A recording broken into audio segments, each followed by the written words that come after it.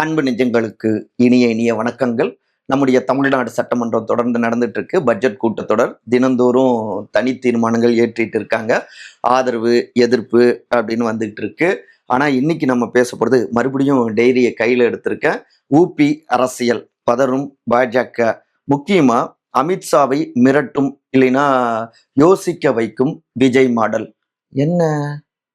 இளங்கோவன் எக்ஸ்பிரஸ்ல விரிவாக பேசலாம். நான் உங்கள் சகோ சே த இளங்கோவன். நிகழ்ச்சிக்கு போகலாம்.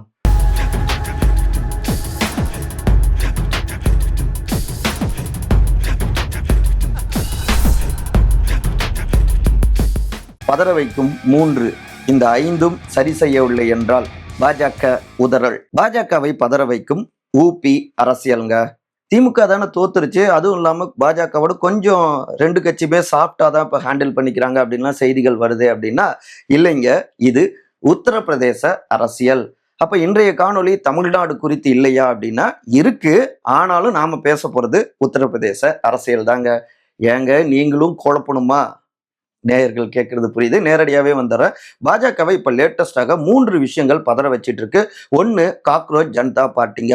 இரண்டாவது, கல்வி அமைச்சர் திரு தர்மேந்திர பிரதான் தன்னுடைய பதவியை அவரு ராஜினாமா செய்தது. மூன்றாவது, 3 மாநிலங்கள் நடந்த 3 இடைத்தேர்தல் முடிவுகள். அதுல 2ல மண்ணை கவ்விய பாஜக. அதுலயும் முக்கியமா கடந்த 30 ஆண்டு கால அந்த கோட்டை தகர்ந்திருக்கு, நொறுங்கி இருக்கு, சுக்கு நூறாக. குறிப்பா சொல்லணும்னா பாஜகவுடைய தலைவர் திரு நிதின் நிபின் அவருடைய செல்வாக்கு மிக்க தொகுதிங்க. அந்த தொகுதியிலேயே பங்கிப்பூர் தொகுதியில திரு PK என்று அழைக்கப்படுகின்ற பிரசாந்த் கிஷோர் பாஜகவை தோற்கடிச்சிருக்காரு. இந்தியாவை திரும்பி பார்க்க வைத்த ஒரு வெற்றியா பார்க்கப்படுது. இதுதான் தங்களுடைய இரட்டை அஜெண்டாவை தகர்த்துருமோ அப்படின்னு ஷாக் ஆகியிருக்காங்க உள்துறை அமைச்சர் திரு அமித்ஷா மற்றும் அவங்களுடைய டீம்க. அது என்ன இரட்டை அஜெண்டா அப்படின்னா, அடுத்து 2027 உத்தரப்பிரதேசத்துல நடக்க இருக்கின்ற சட்டமன்ற தேர்தலில் ஹேட்ரிக் வெற்றியை பெறணும். 2029 அகில இந்திய அரசியல்ல 4வது முறையாகவும் ஆட்சியை தொடரணும். இதுதான் பாஜகவுடைய இரட்டை அஜெண்டாங்க. ஏன் உத்தரப்பிரதேசத்தை கூடுதலா கவனிக்கிறாங்க அப்படின்னா, நம்முடைய இந்தியாவிலேயே மிகப்பெரிய மாநிலம், கிட்டத்தட்ட 403 சட்டமன்ற தொகுதிகள் இருக்கக்கூடிய மாநிலம். மக்களவை தொகுதிகளும் இங்க கணிசமா இருக்குங்க. அதாவது இந்த மாநிலத்துல பெறுகின்ற வெற்றி அப்படிங்கிறது மக்களவை, மாநிலங்களவை இரண்டிலுமே கணிசமான ஒரு பிரதிநிதித்துவத்தை ஒரு கட்சிக்கு ஏற்படுத்தி கொடுக்கும். அப்படிங்கிறதாலேயே தேசிய கட்சிகள் இந்த மாநிலத்தை கூர்ந்து கவனிப்பாங்க. குறிப்பா பாஜகவை பொறுத்த வரைக்கும் அவங்களுடைய பிரம்மாண்டமான வெற்றி இந்த மாநிலத்தில இருந்து தான் ஸ்டேட்லயும் சரி சென்ட்ரல்லையும் சரி கிடைச்சிக்கிட்டே இருக்கு. அதனால இந்த மாநிலத்தின் மீது கூடுதல் கவனம் இங்கதான் மிகப்பெரிய செக்காக மாறி இருக்கு இந்த 3 பிரச்சனைகளும். அதுல குறிப்பா திரு அகிலேஷ் யாதவ் அவருடைய படையும் அவங்களுடைய திட்டங்களும் அடுத்த செக்மெண்ட்ல விரிவா பேசலாம்.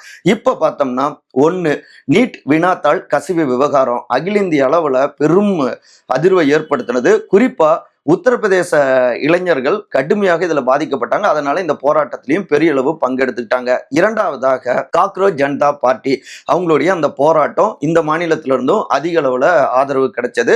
மூன்றாவதாக, திரு தர்மேந்திர பிரதான் கல்வி அமைச்சர் இதனாலேயே தன்னுடைய பதவியை ராஜினாமா செஞ்சாரு. இங்க பக்கத்துல பீகார் உள்ளிட்ட மாநில தேர்தலில் அவருடைய பங்கு மிக முக்கியம். அப்படிப்பட்டவரையே வீழ்த்தி இருக்காங்க அப்படின்னு நினைக்கிறாங்க.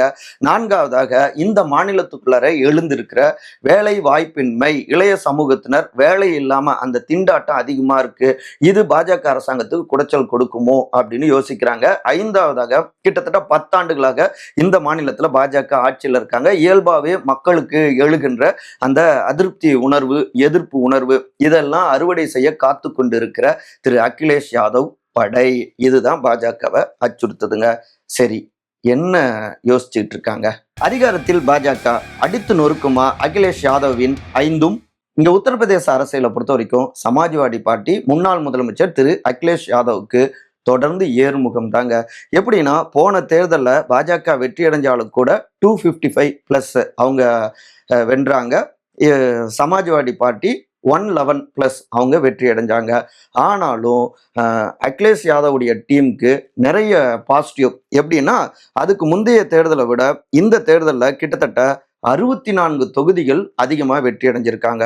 இது மட்டும் கிடையாது. 2024ல நடந்த மக்களவை தேர்தலையும் பார்த்தோம்னா, அகிலேஷ் யாதவ் அவங்களுடைய பட்டாளம் கிட்டத்தட்ட 43 தொகுதிகள்ல வெற்றி அடைஞ்சாங்க எம்பிக்கள். இவங்க பிஜேபி என்டிஏ கூட்டணி பார்த்தோம்னா 36 தொகுதிகள் மட்டும்தான். மொத்த 80ல போன அதுக்கு முந்தைய தேர்தலை விட 2019 விட கிட்டத்தட்ட 37 எம்பிக்கள் அதிகமாக அகிலேஷ் யாதவ் அவங்களுடைய பட்டாளம் வெற்றி அடைஞ்சிருக்கு. ஸோ அந்த ஊர்ல அதுல முக்கியமா ஒன்று பார்த்தோம்னா அந்த கிராஃபை நம்ம பார்த்தோம்னாலே இந்த தெற்கு பிரதேசங்கள்லையும் உத்தரப்பிரதேசத்துடைய தெற்கு கிழக்கு அந்த பிரதேசங்கள்ல அதிகமாக அகிலேஷ் யாதவுடைய டீம் வெற்றி அடைஞ்சிருக்காங்க. அதுக்கு முந்தைய 2022 தேர்தலில் கொஞ்சம் இங்க பாஜக வெற்றி அடைஞ்சாங்க. அதுவும் 2024ல தகர்ந்திருக்கு. இந்த இடங்களை மேலும் மேலும் வலிமையாக்கி கொண்டே இருக்காங்க அகிலேஷ் யாதவுடைய டீம்க. தங்களுடைய பலம் வாய்ந்த பிரதேசத்தை மேலும் பலப்படுத்துவது, பலகீனமான பிரதேசங்கள்ல புது மெத்தேடை கையாண்டு கவனம் செலுத்துவது. அதுல முக்கியமா அதான் 2வது பாயிண்ட், பிடிஏ அப்படின்னு ஒண்ணு கையில் எடுத்திருக்காங்க. பி ஃபார் பிக்டா அப்படின்னு சொல்லலாம். உச்சரிப்பு பிள்ளையா இருந்தா பொறுத்தருளுக, நான் நிச்சயமா கத்துக்கிறேன். அதாவது யாதவ் சமுதாயத்தினர் மற்றும் இதர பிற்படுத்தப்பட்ட சமுதாயத்தினர் அவங்கள முழுமையாக கவர் பண்ணணும். அடுத்து டி ஃபார் தலித், பட்டியல் சமூகத்தினர் அவங்களுடைய வாக்குகளை அறுவடை செய்வது. மூன்றாவதாக ஏ ஃபார் அல்ஃபா சங்க்யாக்கு, அதாவது இங்க இருக்கக்கூடிய பாரம்பரியமான தொன்மையான இஸ்லாமியர்கள் மற்றும் மைனாரிட்டிஸ் இவங்களை கவர் பண்ற மாதிரி பிடிஏ அப்படிங்கிற அந்த ஃபார்முலாவை கையில் எடுத்திருக்காரு. அதுல இப்ப லேட்டஸ்டா புது விளக்கமும் கொடுத்திருக்காரு. பிடி அப்படின்னு சொன்னா பண்டிட்ஸ், அதாவது பண்டிட் பிராமண சமுதாயத்தினர் அவங்களையும் நாங்க ஆதரிச்சு களமாடுறோம் அப்படிங்கிற மாதிரி அவர் சொல்லியிருக்காரு. சமுதாய ரீதியிலாக வாக்குகளை கவர் செய்வது, அதற்காக பிரத்யேகமாக டீமை போட்டு அந்த இடத்துல கூடுதல் கவனத்தை செலுத்த தொடங்கியிருக்காங்க ஏஒய் டீம்க, அகிலேஷ் யாதவ் டீம்க. சரி, இதற்கடுத்து மூன்றாவதாக முன்ன அவங்க தனித்தனியா தான் இருந்தாங்க, ஐஎன்சி நேஷனல் காங்கிரஸ். இப்ப அவங்களோட வலிமையான கூட்டணி 2024லயே கூட்டணி வந்தது. 2027ல இந்த வலிமையான கூட்டணியில சந்திக்க இருக்காங்க அகிலேஷ் யாதவ், இங்க திரு ராகுல் காந்தி. மகா கூட்டணி, அதாவது இந்தியா கூட்டணி. இதுல திரு ராகுல் காந்திக்குமே இங்க மாநிலத்துல ஒரு நல்ல செல்வாக்கு உயர்ந்துகிட்டே இருக்கு. இவை எல்லாமே பாஜகவை வீழ்த்தும் அப்படின்னு கணக்கு போடுறாங்க.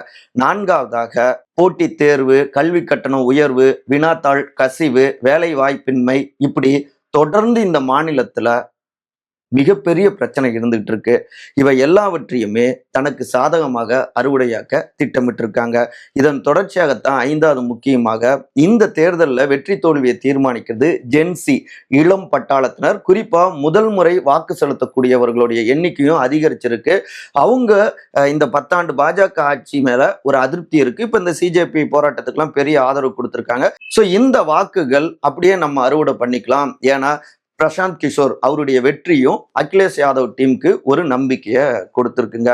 இவை தவிர்த்து மிக முக்கியமான சில விஷயங்களை கையில் எடுத்திருக்காங்க. அதாவது பழைய ஓய்வூதிய திட்டத்தை கொண்டு வருவோம் அப்படின்னு சொல்வதாகட்டும், பெண்களுக்கான மாதந்தோறும் அவங்களுக்கான உரிமை தொகை நிதி உதவி செய்யக்கூடிய இந்த திட்டங்கள்லாம் நாங்கள் கொண்டு வருவோம் அப்படின்னும் அதை பேசிட்டு இருக்காங்க. தொடர்ந்து பெண்கள் கிட்ட அதிக அளவுல வாக்கு சேகரிப்புல இப்ப இருந்தே ஈடுபட தொடங்கியிருக்காங்க. பூத் கமிட்டிகளை வலிமையாக்கி கொண்டிருக்காங்க. அதுல பூத் கமிட்டி நிர்வாகிகள் மூலமாக அதிக அளவுல பெண்கள் பிரதிநிதித்துவமும் கொண்டு வராங்க. அவங்க போய் சென்சஸ் எடுத்துட்டு இருக்காங்க, என்னென்ன பிரச்சனை இருக்கு அப்படின்னு. அவை எல்லாவற்றையுமே ஒன்றியம், மாவட்டம், இப்படி அவங்களுடைய தலைமைக்கு போய் மாநில தலைமைக்கும் போய் எந்த பிரச்சனைகளை குறிப்பா கையில் எடுத்து நம்ம களமாடலாம், எந்த பிரச்சனைகளை பாஜக கவனிக்காம இருந்திருக்காங்க, அவங்களுக்கு நெருக்கடி கொடுக்கலாம் அப்படின்னு தனியா ஒரு டீம் போட்டு அவங்களும் அந்த வேலைகள்ல ஈடுபட்டு இருக்காங்க. இது மட்டும் இல்லாம பாஜக முன்னெடுக்கின்ற அந்த தீவிரமான இந்துத்துவ கொள்கையை ஒரே அடியாக அடிக்காம அதே நேரத்துல மிதமான ஒரு இந்துத்துவ கொள்கையும் தீவிரப்படுத்துறாங்க. எல்லோரும் சமம், எல்லோரும் அரவணைச்சு நம்முடைய இந்தியாங்கிறது அப்படிப்பட்டது தான் அப்படிங்கிற அந்த அரசியலை முன்னெடுத்துக்கிட்டு இருக்காங்க. இன்னும் ஓப்பனா சொல்லணும்னா தேர்தல் நெருங்குவதற்கு முன்பாக ஒரு ரத யாத்திரை மாநிலம் முழுக்க பயணிக்கவும் திட்டமிட்டுக்கிட்டு இருக்காங்க அகிலேஷ் யாதவ் அவங்களுடைய டீம்க. ஸோ இவை எல்லாமே தான் பாஜகவை பதற வச்சுட்டு இருக்கு, அதிர வச்சுக்கிட்டு இருக்கு அப்படிங்கிறாங்க அகிலேஷ் யாதவுடைய பட்டாளம்க. சரி, பாஜக வேற என்ன திட்டமிட்டு இருக்காங்க, நம்பிக்கை கொடுக்குதா? இங்கதான் தமிழ்நாடு அரசியல் வருதுங்க. அமித்ஷாவின் கணக்கு அச்சமூட்டும் விஜய் மாடல். நீட் வினாத்தாள் கசிவு விவகாரத்துல காக்ரோச் ஜனதா பார்ட்டி கிடைத்த அந்த போராட்டத்துக்கு கிடைத்த வெற்றி கூடுதல் நம்பிக்கையை உருவாக்கி இருக்கு. குறிப்பா உத்தரப்பிரதேச அரசியல்ல தீவிரமா கவனம் செலுத்த தொடங்கியிருக்காங்க. ஒரு பக்கம் சிஜேபி ஆன்லைன்ல உறுப்பினர்கள் சேர்க்கை அப்படின்னு அதுல தீவிரப்படுத்தியிருக்காங்க. அப்புறம் செப்டம்பர் ஸ்கெட்ச் அப்படின்னு ஒன்று கையில் எடுத்திருக்காங்க. அதாவது செப்டம்பர் மாதத்துல இருந்து மக்களை நேரடியாக சந்தித்து அவங்களுடைய குறைகளை கேட்டு அதற்காக களமாடுவது அப்படின்னு. மூன்றாவதாக இவை எல்லாமே நேரடி அரசியல்ல களமிறங்குவதற்கான ஒரு வாய்ப்பாக பார்க்குறாங்க. நேரடி அரசியல் அவங்க குதிச்சு உத்தரப்பிரதேச தேர்தல் அவங்க சந்திச்சாங்கன்னா நிச்சயமா பாஜகவுக்கு ஒரு குடைச்சலாக மாறும் அப்படின்னு பலரும் கருதுறாங்க அரசியல் விமர்சகர்கள். அதே நேரத்துல இங்க ஜென்சி வாக்குகள் வெற்றி தோல்வியை தீர்மானிக்கக்கூடியதா இருக்கு ஊபி அரசியல்ல. அப்ப பாஜக குறிப்பா உள்துறை அமைச்சர் திரு அமித்ஷா அவங்களுடைய டீம் ஒரு கணக்கு போடுறாங்க. இங்க பிரதான எதிர்ப்பாக இவங்க இருக்காங்க, இந்தியா கூட்டணி, மகா கூட்டணி. இந்த பக்கம் பாஜகவுடைய ஆட்சி.